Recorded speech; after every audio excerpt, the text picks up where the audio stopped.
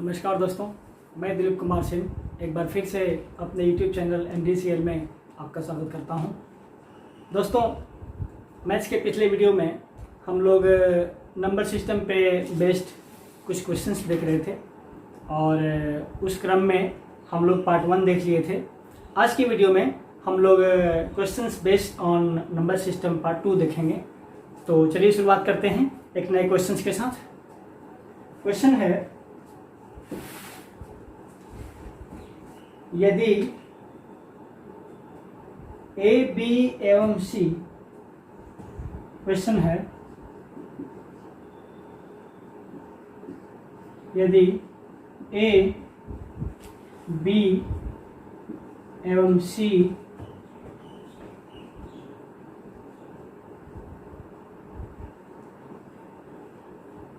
का योगफल 380 हो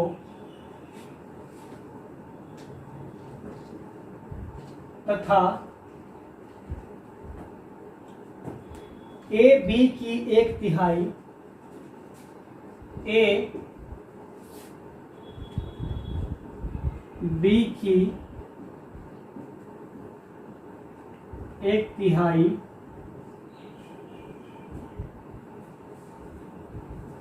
बी सी का 1/5 एवं बी सी का 1/5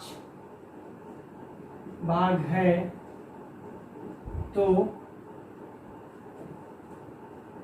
सी का मान बताएं। सी का मान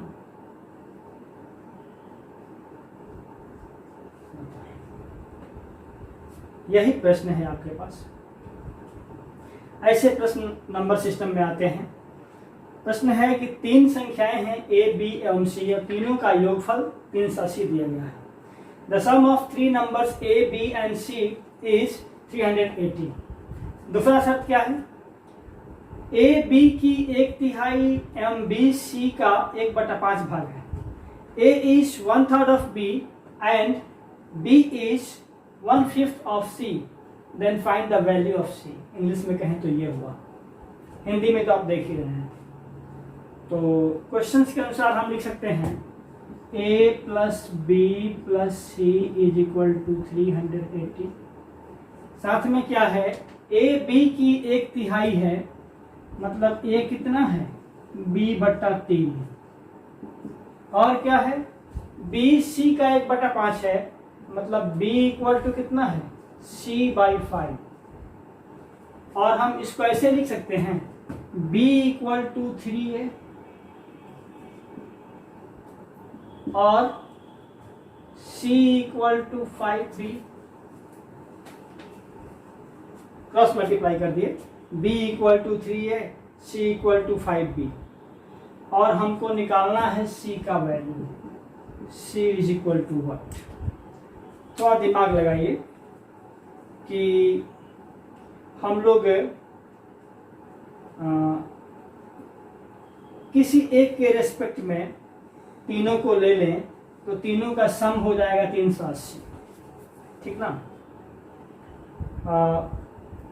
रेशियो पर बना लें तब भी और ऐसे बनाइएगा तब भी।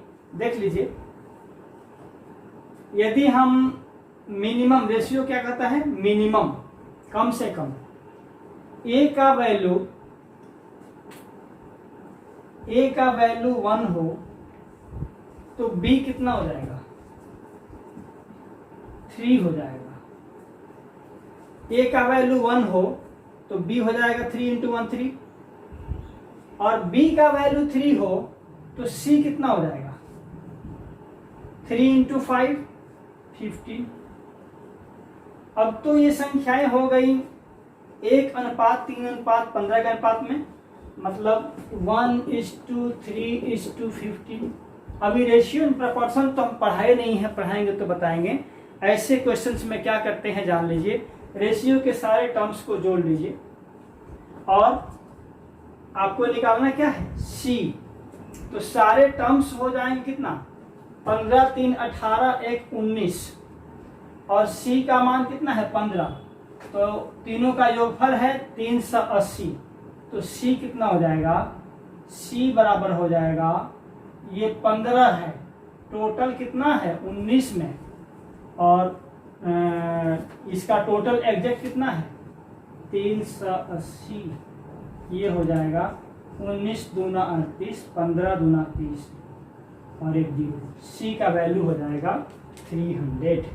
ऐसे हम क्वेश्चंस को निकालते हैं। अनुपात जब भी आए तो जब पढ़ाएंगे तब पढ़ाएंगे, अभी जान लीजिए तीनों को जोड़ देंगे। इसका ए का निकालना होता, ये 1:3 किसको रिप्रेजेंट कर रहा है, बी ए बी सी को। ए का अनुपात 1 है, बी का अनुपात 3 है, सी का अनुपात 15 है। तो ए निकालना होता तो टोटल जोड़ लेते, 1 3 4 15 19, तो 1/19 गुना टोटल 380।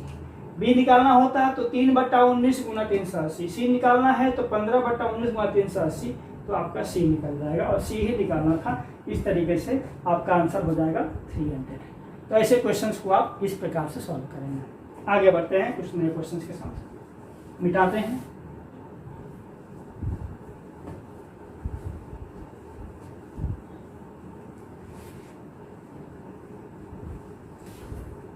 जैसा कि मैंने पिछले वीडियोज में कई बार बताया है, नंबर सिस्टम का कोई डिफाइंड सिलेबस नहीं है, कहीं से क्वेश्चन आ जाता है। इसलिए अभी इसको ये समझ के देख लीजिए हर टाइप वाइज कि ऐसे क्वेश्चन बनता है। जैसे जैसे चैप्टर्स आते जाएंगे आपका कंसेप्ट और क्लियर होते चला जाएगा। अगला प्रश्न देखते हैं। अगर 18,962 को ठीक ठीक 13 से विभाजित करना हो तो, क्वेश्चन है अगर 18,962 को ठीक ठीक 13 से विभाजित करना हो तो, ठीक ठीक 13 से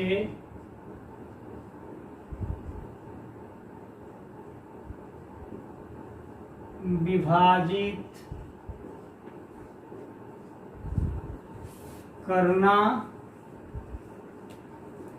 हो तो उसमें कितना जोड़ना चाहिए, उसमें कितना जोड़ना चाहिए। Which smallest number या which number should be added to 18,962 to make it completely divisible by 13? 18,962 को ठीक ठीक 13 से विभाजित करने के लिए उसमें कितना जोड़ना पड़ेगा। ऐसे क्वेश्चंस को बनाने के लिए भाग दीजिए, दूसरा कोई उपाय नहीं है। तो भाग देते हैं 13 से 18,962 में, एक बार में जाएगा 13, घटेगा तो 5 उतरेगा, ये कैंसिल हो जाएगा, फिर 9 आएगा, फिर 13 चौका 52, घटेगा 7 आएगा, ये कैंसिल हो जाएगा, फिर 6 आएगा, 13 पचे 65, घटेगा 11 हो जाएगा, फिर ये 2, 13 बटे 104, घटेगा 8 हो जाएगा। अब देखिए, यदि यहाँ 117 होता तो 13 से 9 बार में चल जाता। जोड़ना है 112 है, और कितना चाहिए था, और 5 चाहिए था, 8 शेष बच रहा है, ठीक ना। यदि ये और 5 होता तो शेष नहीं बचता, पूरा पूरा कट जाता, या 13 में से 8 घटेगा कितना हो जाएगा 5। जोड़ना है, क्या करिएगा, इसमें 5 जोड़ दीजिएगा, यही आपका आंसर हो जाएगा। 2 ही उपाय है, या तो 8 घटा दीजिए तब भी पूरा पूरा डिविजिबल हो जाएगा, और यदि घटाना नहीं है जोड़ना है तो जितना कम है 13 से कितना कम है, 5 कम है, तो 13 माइनस 8 कर दीजिएगा, 5 आएगा, यही आपका आंसर हो जाएगा। ऐसे क्वेश्चन हम लोग देख भी चुके हैं। अगला क्वेश्चन,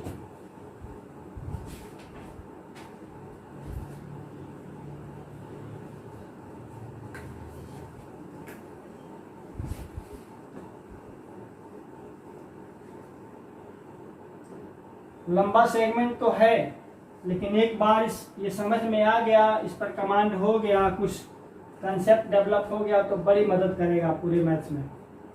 अगला क्वेश्चन, किसी संख्या का 25% उसी संख्या के 30% से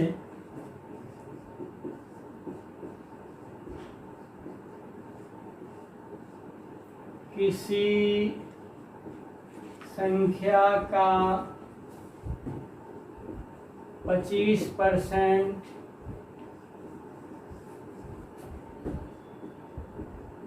उसी संख्या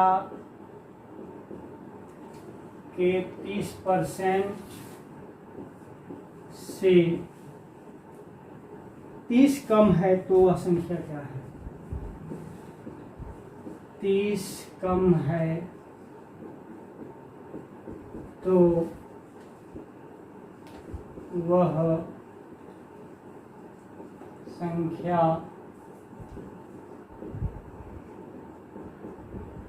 क्या है? चलिए, हमारी हिंदी की राइटिंग या इंग्लिश की भी मेरी राइटिंग ठीक नहीं है, राइटिंग पर ध्यान मत दीजिएगा। साफ साफ आपको पढ़ने में सहूलियत होनी चाहिए। अब देखिए, परसेंटेज से क्वेश्चन पूछ दिया, मैंने कहा था ना कि कोई डिफाइंड सिलेबस नहीं है, कहीं से क्वेश्चन पूछ देता है। जो अभी मिल रहा है सारे क्वेश्चंस एग्जाम में आए हुए हैं, देख लीजिए, और भी बहुत कुछ मैं देने वाला हूं, पेशेंस रखिए।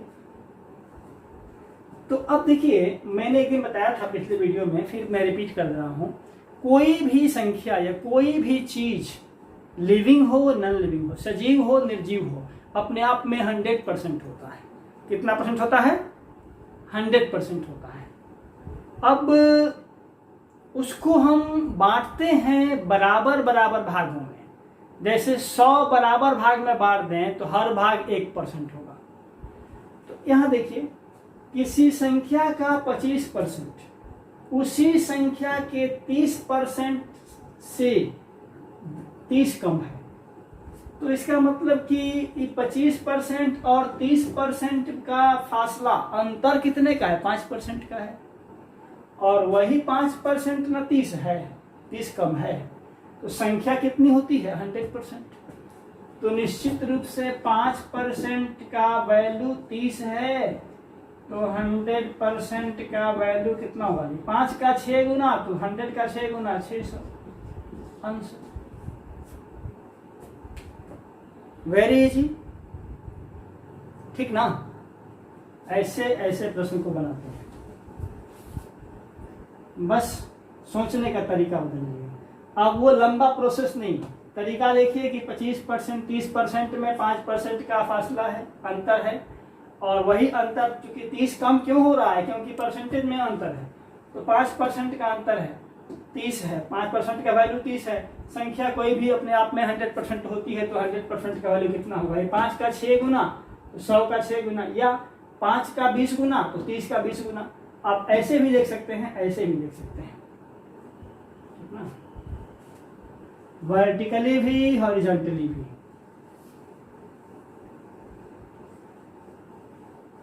अगला प्रश्न,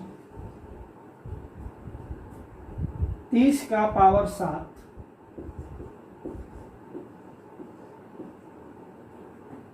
गुना 22 का पावर 5 गुना 34 का पावर 11 के अभाज्य गुणनखंडों की संख्या कितनी होगी? के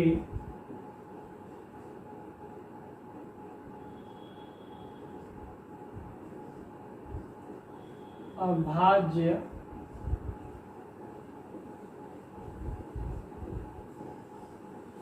गुणनखंडों की संख्या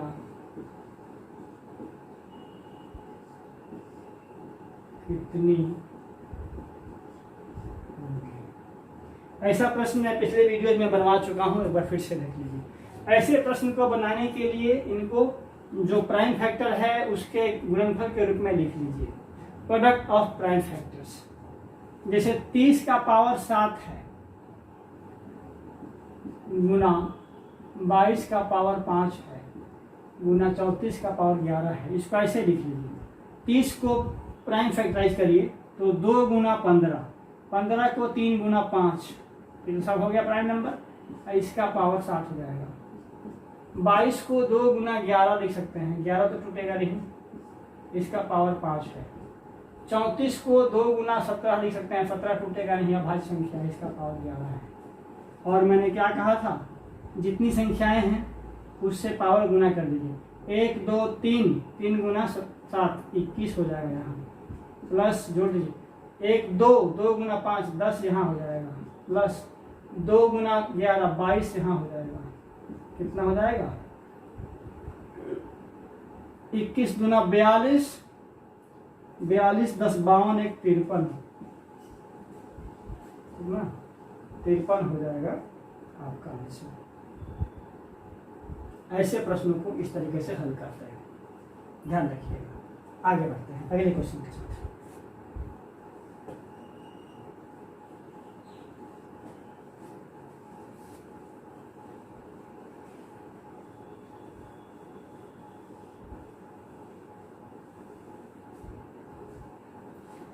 एक 109 को द्विआधारी संख्या पद्धति में बदलने पर क्या होगा। क्वेश्चन है 109 को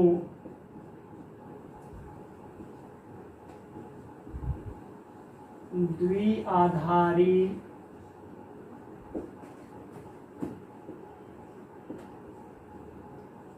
अंकन पद्धति में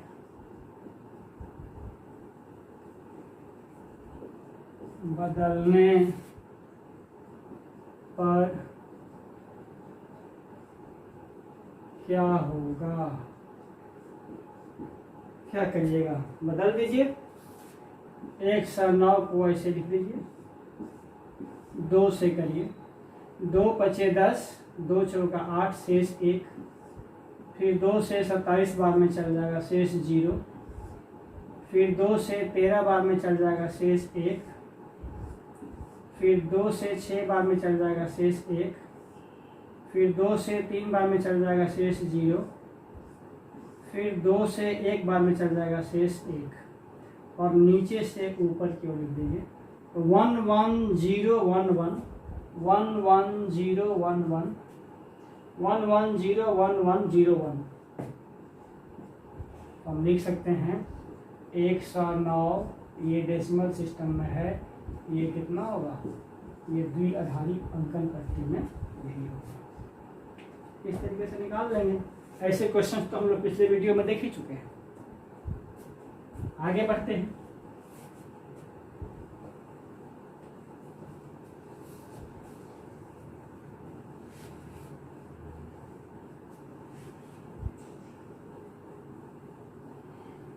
जो लोग मेरे वीडियो को देख रहे हैं, मेरे सारे वीडियोज को देखिएगा, एक वीडियो दूसरे से लिंक्ड है। अगला क्वेश्चन है 3 ट्रंक एवं 8 सूटकेस की कुल लागत 7,200 रुपये है। 3 ट्रंक एवं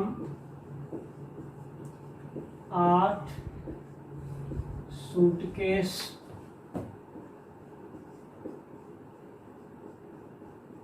की लागत 7,200 रुपये है।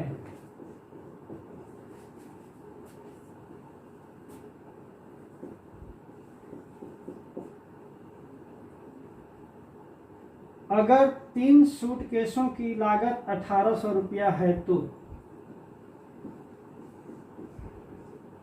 अगर 3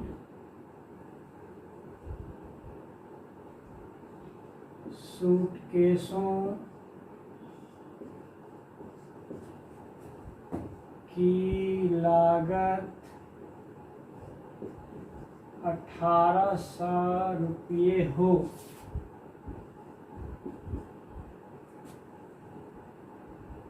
तो क्या करना है, तो प्रत्येक ट्रंक की लागत कितनी है, तो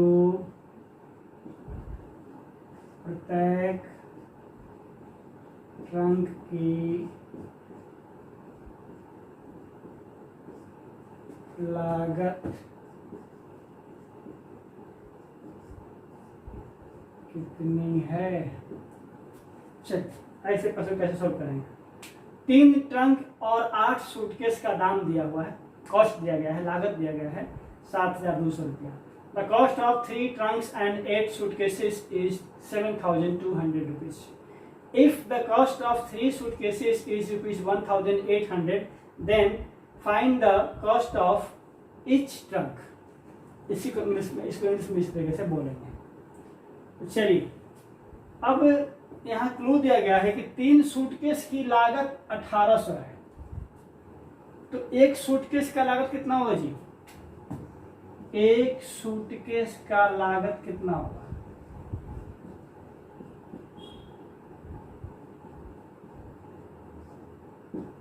तीन सूटकेस का लागत 1800 होता है, एक का 600। अब यहां आइए, 3 ट्रंक और 8 सूटकेस, तो 8 सूटकेस का लागत कितना होगा, एक का 600 है तो 8 का 4800। तो यदि 7200 में से 4800 घटा दें तो 3 ट्रंक का लागत हो जाएगा। तो 3 ट्रंक का लागत कितना होगा, 7200 माइनस 4800 इक्वल टू 0 0 12 में से 8 गए 4, 2400 रुपया। ठीक ना। जब 3 ट्रंक का लागत 2400 है तो एक ट्रंक का लागत कितना होगा,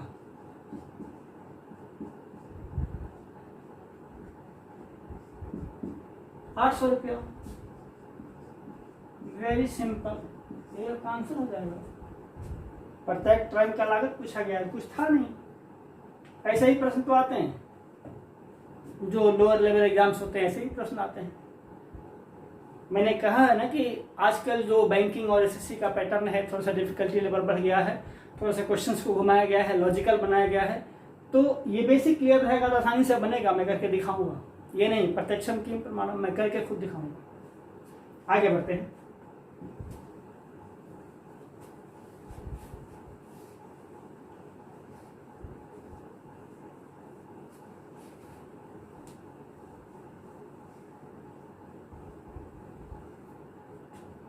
दो अंकों की एक संख्या अपने 3/5 से 14 अधिक है।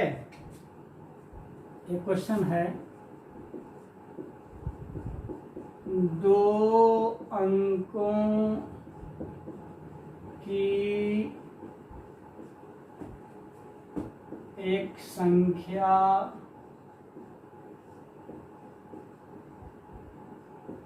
अपने 3/5 से 14 अधिक है। 3/5 से 14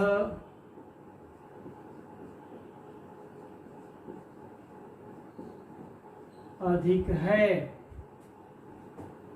उस संख्या के दोनों अंकों का योग कितना होगा।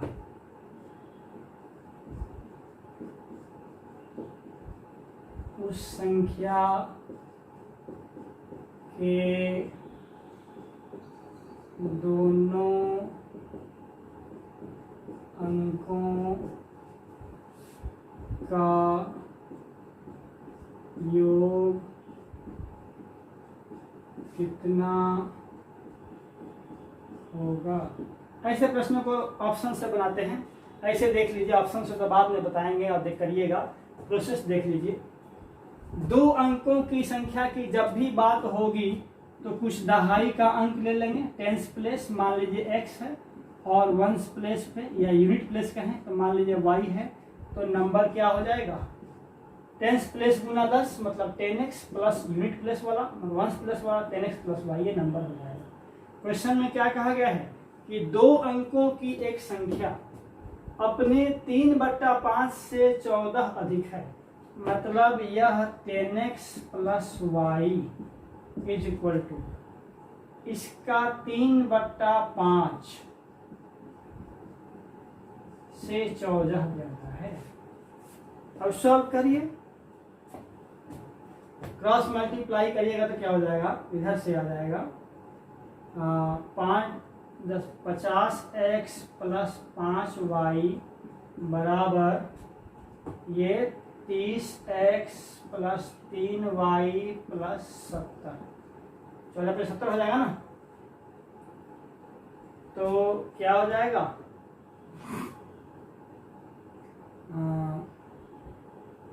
ये इधर आएगा तो 20x, ये 3y इधर जाएगा तो प्लस 2y, 50 में से 30 गया 20, 5y में से 3 गया plus 2y is equal to 70। तो अब देखिए 2 वेरिएबल है, एक इक्वेशन है और दूसरा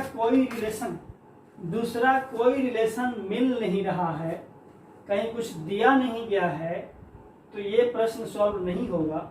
जब मैं डीएस पढ़ाऊंगा डाटा सफिशिएंसी तो मैं उसमें एक बार फिर बताऊंगा कि जितने इक्वेशंस होते हैं उतने जितने वेरिएबल्स होते हैं उतने इक्वेशंस चाहिए, तो ये क्वेश्चन सॉल्व नहीं हो पाएगा।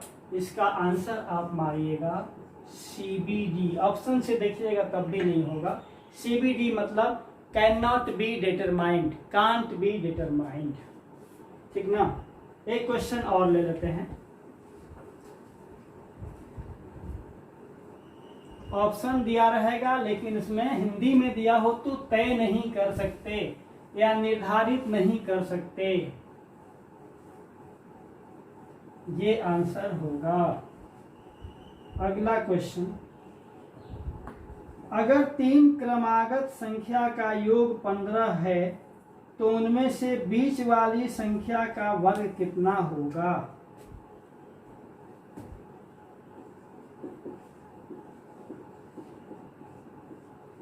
अगर 3 क्रमागत संख्या का योग 15 है, संख्या का योग 15 है तो उनमें से बीच वाली संख्या का वर्ग कितना होगा। उनमें से बीच वाली संख्या का वर्ग कितना होगा। 3 क्रमागत संख्या, तो मान लीजिए एक x है तो इसके पीछे वाली होगी तो x माइनस 1 होगी और इसके आगे वाली होगी तो x प्लस 1 होगी। इनका योग 15 दिया गया है,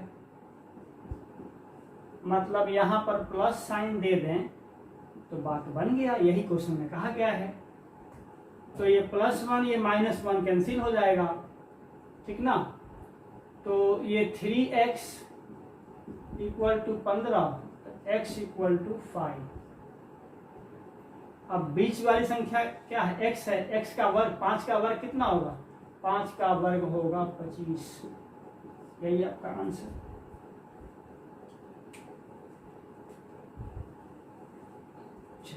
ऐसा ही एक प्रश्न और ले लेते हैं।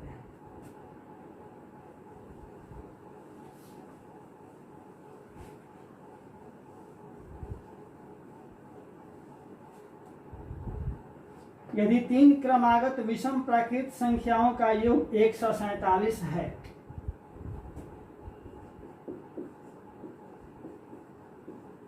यदि 3 क्रमागत विषम ब्रैकेट संख्याओं का योग 147 है तो बीच वाली संख्या क्या होगी? बीच वाली संख्या क्या होगी? ऐसे क्वेश्चन हम लोग कर चुके हैं।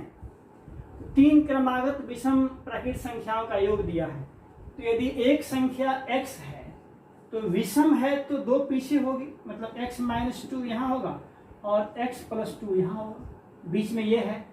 और इन तीनों का योग दिया है 147, तो प्लस का साइन यदि बना दें तो 147 हो जाएगा और ये +2 - 2 कैंसिल हो जाएगा, तो 3x = 147 है, तो x = कितना हो जाएगा? 3 चौका 12, 3 9 87, सॉरी 3 9 27, 3 चौका 12, 2 7, 3 9 27। तो बीच वाली संख्या क्या है? x ही है ना, x का वैल्यू कितना आ गया? 49, तो आपका आंसर हो जाएगा 49। तो आज की वीडियो में इतना ही, मिलते हैं अगले वीडियो में कुछ और प्रश्न के साथ।